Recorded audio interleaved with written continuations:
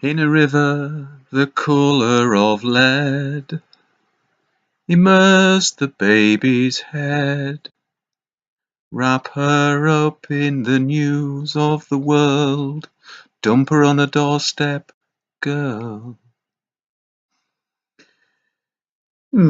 Still, I still think that's probably the best. Hatful of Hollow, the album, probably the best. I like it anyway.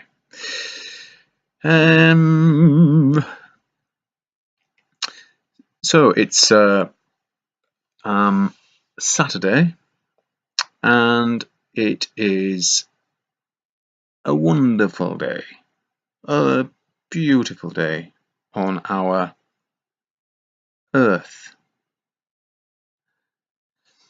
It's not spinning, no, and it's not moving around the sun, no. And the sun and the solar system is not moving around the spiral arm of the galaxy, the Milky Way. And the Milky Way is not going around the Great Attractor. What the? Do you really know what the Great Attractor is? Look it up. Hopefully you'll be incredulously mind blown, because it's bullshit. But they had to come up with something. You see, when you tell a dirty lie, a small but dirty lie, and then you have to base everything on that lie, you end up with illogical bullshit to make everything else work.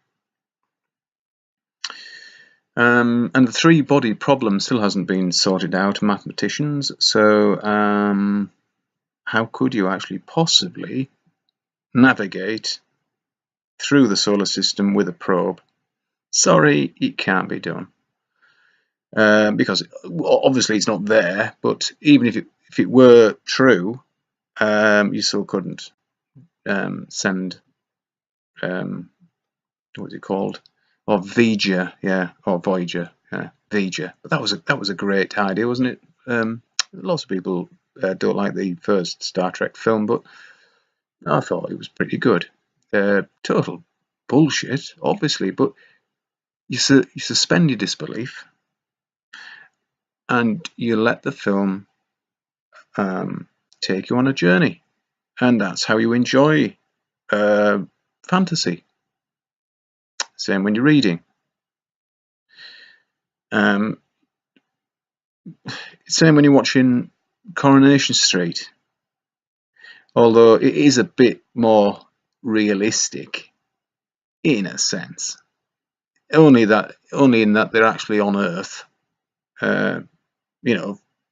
It's set on Earth. The set is mimicking an earthly street on Earth, whereas the rest of it, the vacuum of space and all that is total fantasy, of course.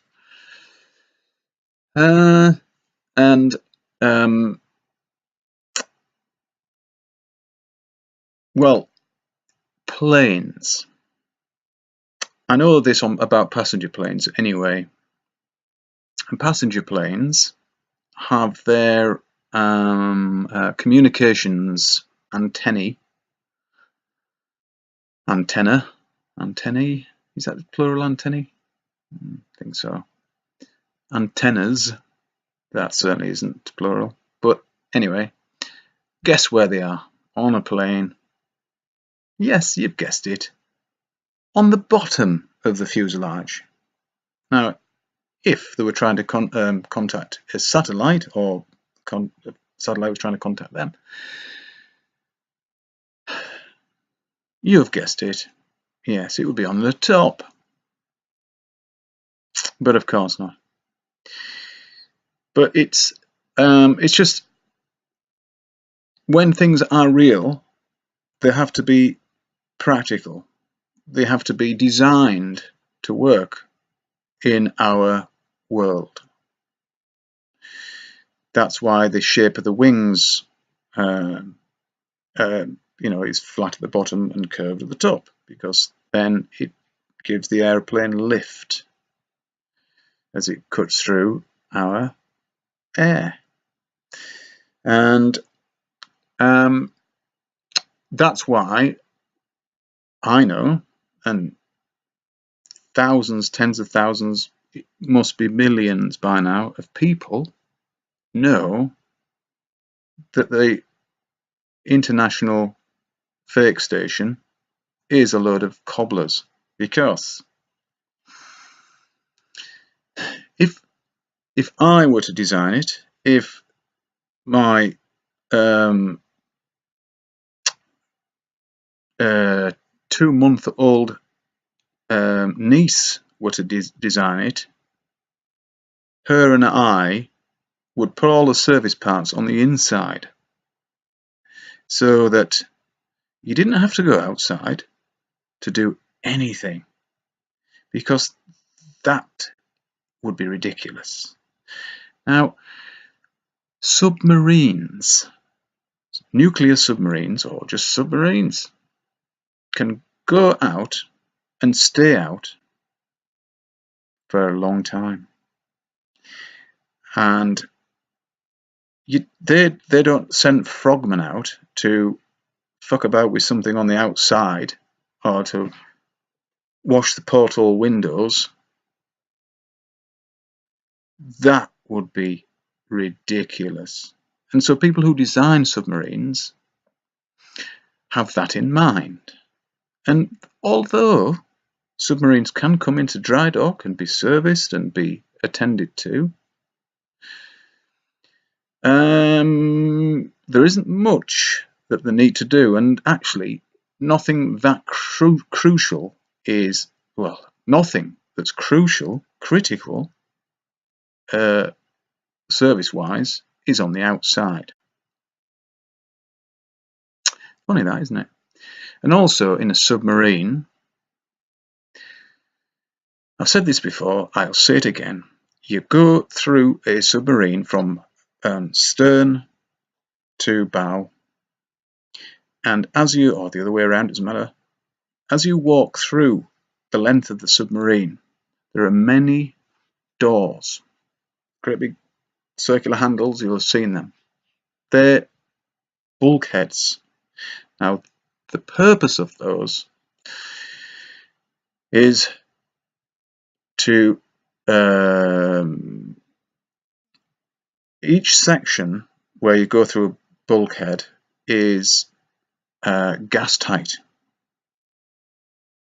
airtight, waterproof, and you open the door, you go through the door, you close the door. In fact, if you don't, it's bye-byes. You are fired. Not out of the torpedo tubes, but when you go next to the next, when next time you come in on shore leave or whatever, that's it. You've shown your cards, piss off. Because you endangered a great many crew members by just leaving that hatch open. So you are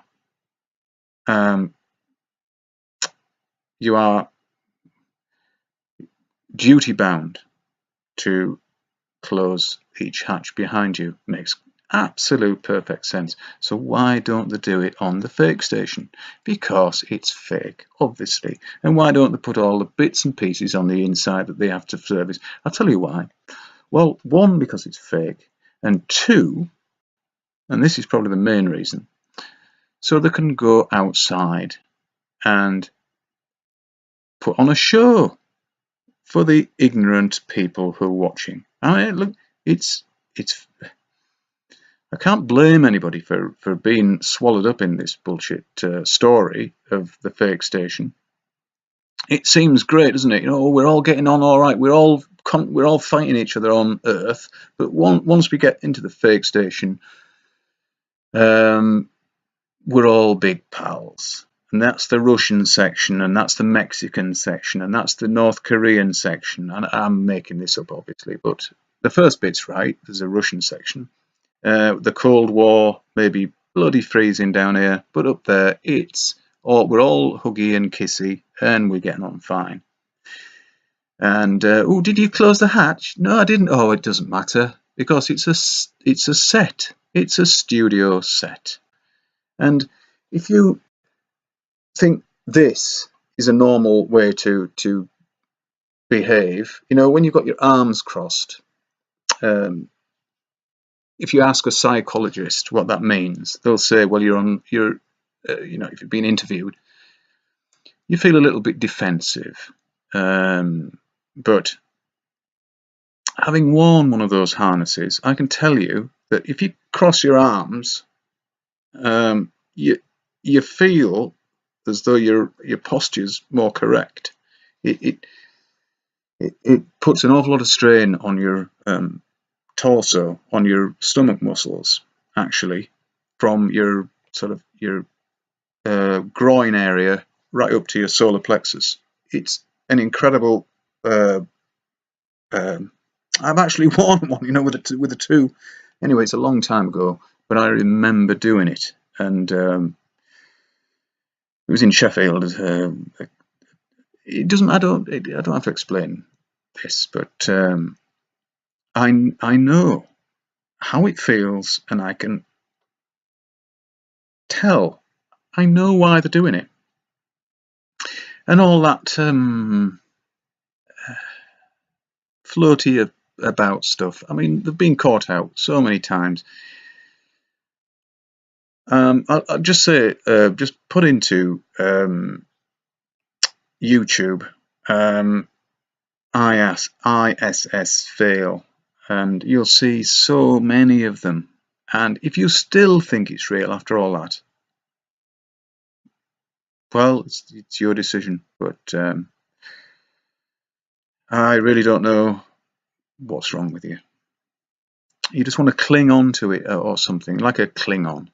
You want to cling on to this fantasy world, and I can kind of get where you're coming from with that, because you don't want to realise what's really going on. That would be too painful. And yeah, it is painful, or it was for me, but now it's freedom. I feel like the weight is completely gone with the 1G. Gravity, come on. It's density and buoyancy. And, well, why don't we go that way or that way? Well, because that's down and that's up. In space, there is no up and down. We're not in space.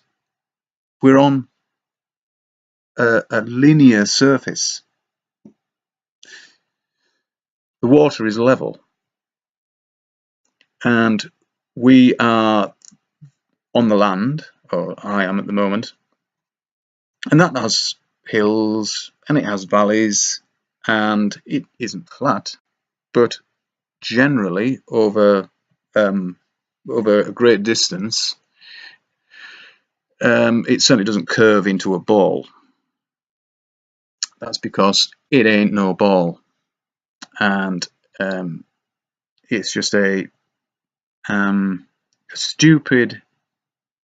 Well, it's not that stupid. It's a very cunning plan by the Roman Catholic Church 500 years ago. They put it into practice, but it was well, the control was there before the Roman Catholic. I'm a Christian, or I've been christened, which makes me a Christian. I didn't have a choice, by the way. I didn't say, hey. So, look, to me, if you're a Christian, you're a Roman Catholic, really, because that's what you are. That's all the schisms and that, they don't matter. All the silly break-off bits, Church of England and the Methodism, we're all Christian Catholics, Christians.